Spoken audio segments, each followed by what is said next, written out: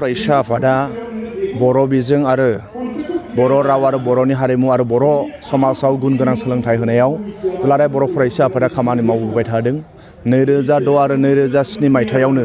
सोलोंथाइ बोसोर आरो सोलोंथाइनि मावथांखि फोसावनानै जोङो खामानि मावबोबाय थादों। आसामनि गुबुन गुबुन जिल्ला आरो दखरानि सिङाव सानफ्रामबो फरायसालियाव हाबै हाबै आरो गामियाव हाबनानै फरायसाफोरजों फोरोंगिरिजों आरो रायजो राजाजों बिमा बिफा बिथांमोनजों हाबनानै खामानि मावबाय थादों। दिनै खुंगा 52थि बोसोरारि जथुम्मा दुलाराय बर' फरायसा आफादनि आरो नैथि साननि हाबाफारि बादियै दिनै सोलोंथाइनि सेमिनार लादों आरो बे सेमिनाराव गोबां जोंहा फुंखा सुबुं बिथांमोनखौ लेंहरनानै जे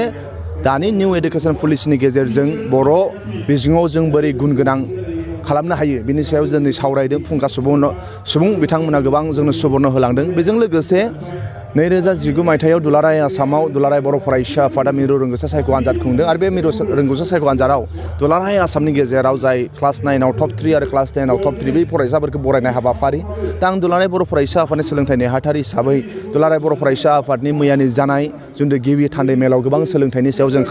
सावरायदों आरो दिनै जानो गोनां डेलिगेटआवबो जों सावरायगोन आरो जों मोनसे पलिसि लानानै जिहेथु गुन गोनां सोलोंथाइनि मावथांखिया सोलिगासिनो दंखायो। फैबाय थानाय 2020 मायथाइयाव जों जाहाथे 1 तारिखनिफ्रायनो गुन गोनांनि सायाव जाहाथे जों खामानि मावनो हायो बिनि थाखाय आरो जों रिजुलेसन लागोन। दा दुलाराय बर' फरायसा आफादा 2007 मायथाइनिफ्राय गुन गोनां सोलोंथाइनि मावथांखि फोसावनानै फरायसा आरो गार्जेन आरो फोरोंगिरि बिथांमोनजों सावरायनानै 2006 मायथाइनिफ्राय जोङो दुलाराय आसामावनो बर' बिजोंजों फरायनानै फार्स्ट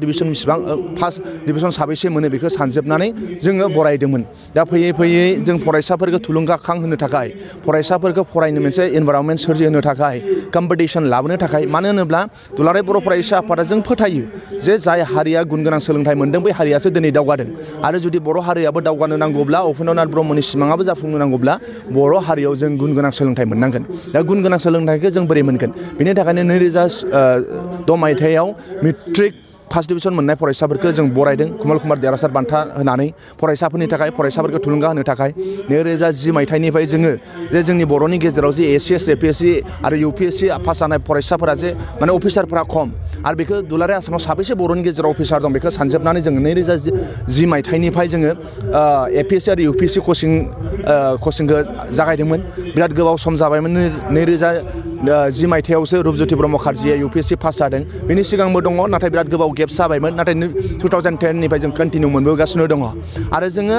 बर' फोरोंगिरिफोरा जाय 20 बोसोर जाबाय 15 बोसोर जाबाय दिनै बिथांमोना फोरोंनानै जे आसाम सरकाराबो BTC सरकाराबो बिथांमोननो अनसुंथाइ होआखै सरकारि स्कुलखौबो सरकारि खालामाखै। दा दिनै बर'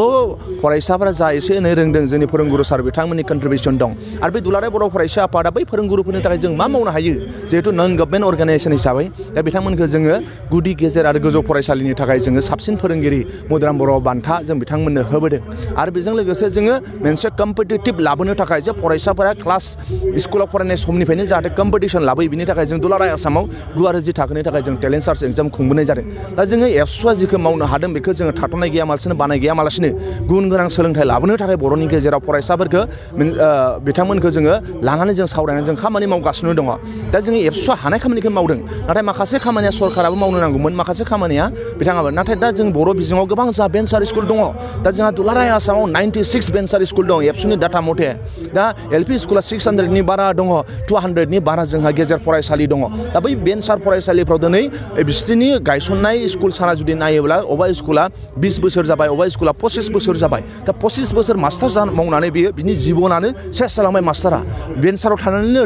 रिटायार जालांलायबाय। दा बै स्कुलफोरजों मास्टारफोरजों लोगोसे बै स्कुलनि कन्डिसन बेखौबो जों नायनो नांगोन आरो जों दुलाराय बर' फरायसा आफादनि कनफारेन्सनि गेजेरजों 52थि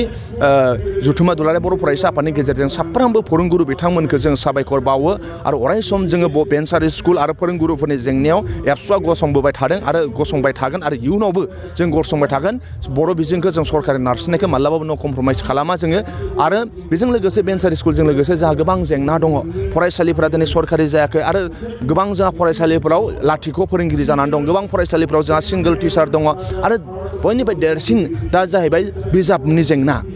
जे आसाम स्टेट टेक्सट बुकनि कर्परेसन लिमिटेडनि बिथांमोना दैदेनगिरि बिथांमोना सावरायनानै बिथांमोना जोंनो सेमोन सावरायनायाव बुंदों जों सेमोन बिजाबखौनो जों राननो होआखैमोन। आदार मिडियाम टेक्सट बुक माने जोंनि बिजाब जुदि बर' मिडियाम टेक्सट बुक मोनाबा जों नो आदार मिडियाम टेक्सट बुक जों बे स्ल'गानजों जे जों बर' बिजाबखौ जुदि जोंनि बिटिसिआव जुदि नांगौ बादि मोनाब्ला जों गुबुन मिडियामनि बिजाबखौबो रानहोआखै सेमोन थांनाय बोसोर दा बेखौ लानानै बिटिसिनि आरो आसाम सरकारा अबेबा डिस्ट्रिक्टनि आइएसफोरा पुलिस लानानै असमिया बिजाबफोरखौ रानहोदों दा दिनै जोङो जोंनि फरायसाफोरा जाय दिनै मेट्रिक लिरबाय बिथांमोना जे बिजाब मोना मालासोनो बिथांमोना लिरबाय आरो गोबां फरायसाफोरा जोंनि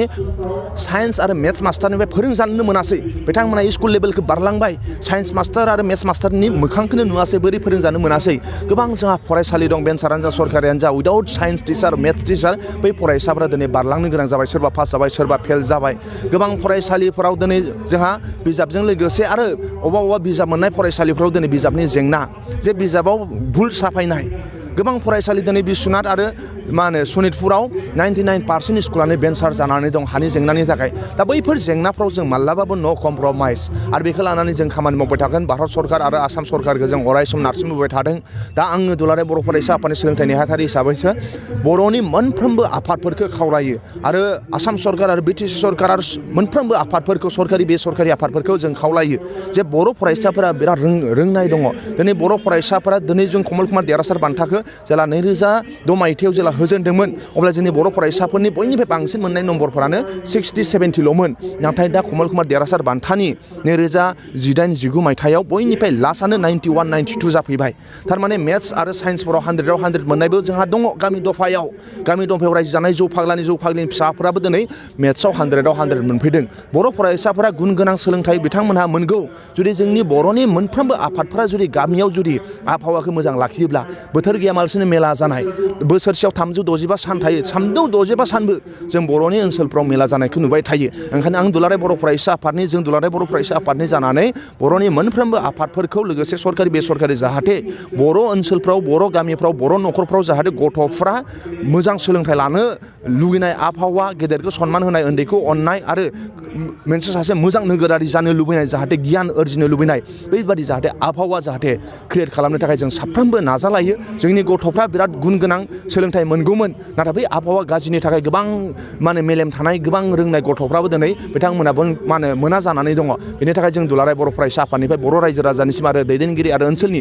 साफ्रोमनिसिमबो जों खावलायहरनाय दा जोंहा गोबां कम्पिटिशननि लेभेला बांबाय बर'नि बिजोङाव गोबां जोंहा जेंना दं आसाम सरकारा जोंखौ बिमा बाथुलजों नायबोबाय थादों आसाम सरकार बिटिसि सरकार जोंखौ बिमा बाथुलजों नायबोबाय थादों बिनि गेजेरजोंब्लाबो जों बोरै बर'नि जेंनाखौ जोङो फोजोबनो हागोन बेखौ जों नायनो नांगोन दुलाराय बर' फरायसा आफादनि